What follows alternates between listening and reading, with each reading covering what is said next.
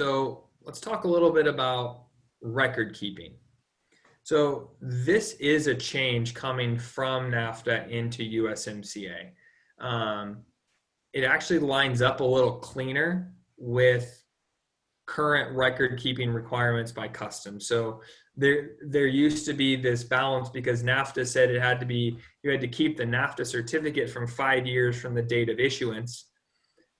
Customs entry records have to be kept 5 years from the date of entry. Well, you could get into a scenario in year 5 where you don't have to, by law, can keep the certificate, but you have to keep the entry record. So there was this amount of time, while very vaguely used, there was just this small issue there. So Customs has updated this. If you're the importer, you keep it for 5 years from the date of entry, which is the same as your standard entry record keeping requirements that you have in general as an importer.